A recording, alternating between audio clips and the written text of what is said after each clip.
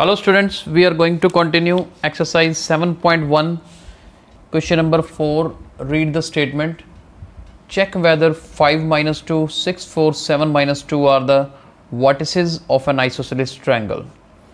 तो सबसे पहले आइसोसेलेस ट्रायंगल का मतलब जिसमें ऐसी ट्रायंगल जिसमें दो साइड्स इक्वल हों, तो एक थोड़ी सी रफ डायग्राम बनाते हैं क्योंकि इसमें हमें सीधा ही आइसोसेलेस ट्रायंगल नहीं प्रूव करना।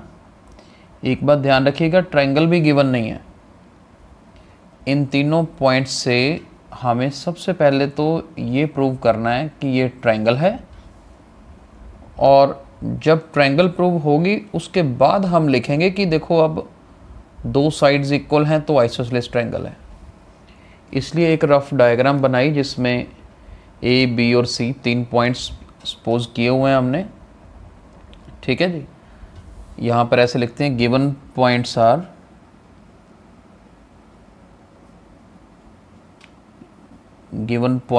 Are one is point A, then point B and then C point 7 minus 2। Okay, हमें डिस्टेंस फॉर्मूला लगा के पहले तो तीनों डिस्टेंस निकालने हैं यहाँ पर, जैसे कि A B distance using distance formula x2 minus x1 square plus y2 minus y1 square, ऊपर स्क्वायर रूट होता है ना, तो चलिए ऊपर स्क्वायर रूट लगाते हैं। 6 माइनस 5 स्क्वायर यानी कि x2 minus x1 plus y2 minus y1 मतलब 4 minus minus 2 minus minus plus हो जाएगा। तो ये हमारा फॉर्मूला बन गया जी डिस्टेंस निकालना ए बी के लिए। Further if I solve it, 6 minus 5 1, 1 का स्क्वायर करते हैं तो 1 होता है। 4 प्लस 2 6, 6 का स्क्वायर किया तो 36 यानी कि रूट 37 यूनिट्स। ये हमारे पास ए बी डिस्टेंस आ गया जी। Then let me start finding B C distance. ये डिस्टेंस बी सी 7 माइनस 6 करेंगे, माइनस 2 माइनस 4 स्क्वायर, 1 का स्क्वायर 1, माइनस 6 का स्क्वायर भी 36 प्लस का हो जाएगा, यानी कि बी सी भी रूट 37। देखो वैसे तो समझ आ रहा है यहाँ से दो साइड्स इक्वल हो गई, लेकिन अभी एक कंडीशन और है, वो ध्यान से देखिएगा, क्यों करनी जरूरी है वो भी अभी पता लगेगा। AC डिस्टेंस निकालते हैं। 7 minus 5 square minus 2 minus minus आगे प्लस हो जाएगा, और 7 माइनस 4 5 2 का स्क्वायर करते हैं 4। ये 0 या 0 का स्क्वायर 0 होता है, तो √4 यानी कि 2 यूनिट्स। देखो ये तीनों साइड्स की लेंथ आ गई है हमारे पास।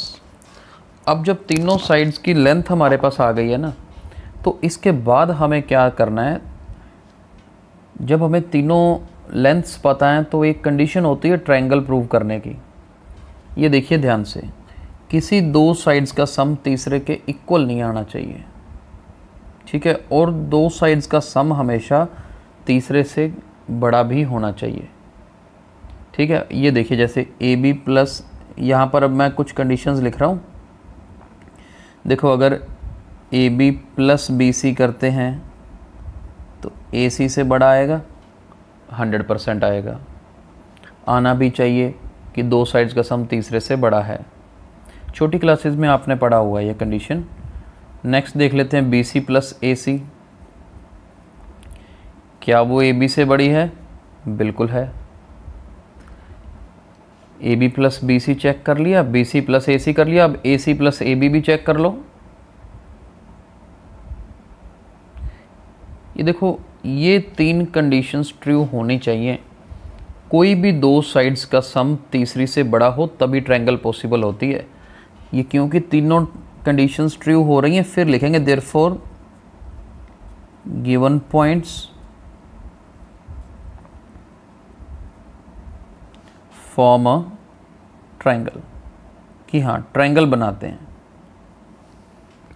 ठीक है जी, अब ट्रायंगल बन गई है। अब देखो ए बी और बी सी की लेंथ इक्वल है ना। आगे थोड़ा सा एक स्टेप रह गया अब करने वाला, ये देखिएगा ध्यान से। इतना करने के बाद हमने लिखना है also A B is equal to B C. अभी अभी प्रूव किया, दोनों की लेंथ √37 आई थी। तो अब ट्रायंगल की दो साइड्स इक्वल हो गई हैं, therefore given points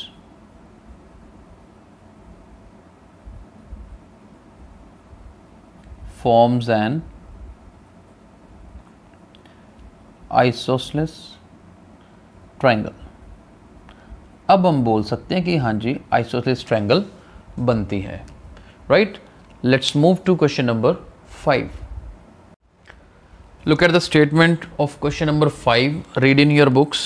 In a classroom, 4 friends are seated at points A, B, C and D as shown in the diagram. एक क्लासरूम में 4 स्टूडेंट्स हैं, A, B, C और D पॉइंट्स पर बैठे हैं। चंपा एंड चमेली walk into the class and after observing for a few minutes, Champa asked Chameli, "Don't you think ABCD is a square?" ठीक है जी, तो दोनों चंपा और चमेली क्लास में गए, विजिट किया और ऑब्जर्व करके चंपा जो है चमेली को कहती है कि तुम्हें नहीं लगता ये ABCD एक स्क्वायर बन रहा है। तो डिस्टेंस फॉर्मूला यूज़ करके हमें वेरीफाई करके बताना है कि दोनों में से कौन करेक्ट है, क्योंकि चमेली कह रही है कि नहीं बन रहा है, राइट। तो चंपा कहती है बन रहा है, चमेली कह रही है नहीं बन रहा है। तो let us find out who is correct. तो सबसे पहले इस तरह से जब वेरिफिकेशन करनी है तो इनके कोऑर्डिनेट्स फाइंड आउट कर लेते हैं। जैसे ए पॉइंट के कोऑर्डिनेट यहाँ पर बन रहे हैं जी 3, 4। डी पॉइंट के कोऑर्डिनेट हैं 6, 1। सी पॉइंट के कोऑर्डिनेट बनेंगे, मैं यहाँ पर लिख रहा हूँ 9, 4। बी पॉइंट के कोऑर्डिनेट्स हैं 6, 7। ठीक है जी, आप इनको, ये हमने रफ डायग्राम बनाई है, आप इनको ज्वाइन करेंगे तो it should form a square. ठीक है जी, तो अब क्या है, हम इस रफ डायग्राम से अब चेक करते हैं। डिस्टेंस फॉर्मूला लगाना पड़ेगा। पहले तो हमें पता है स्क्वायर की चारों साइड्स इक्वल होती है ना, तो चारों डिस्टेंस निकाल लो, ए बी निकाल लो। ए बी डिस्टेंस क्या आएगा 6 - 3 स्क्वायर। इधर से 7 - 4 स्क्वायर। 6 - 3 होता है 3, 3 का स्क्वायर 9, इसका भी स्क्वायर 9, 9 + 9 18, √18 हो गया। और √18 को हम क्या लिख सकते हैं 3√2। इसे सॉल्व करेंगे ना 3√2 यूनिट्स आएगा।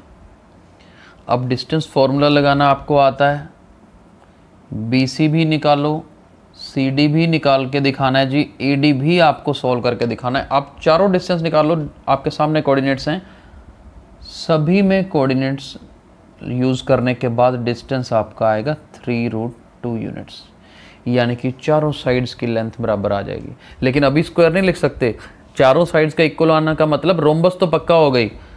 अब इसको स्क्वायर बनाने का मतलब है कि इसका जो BD डायगोनल और AC डायगोनल, इन दोनों की लेंथ भी इक्वल आनी चाहिए।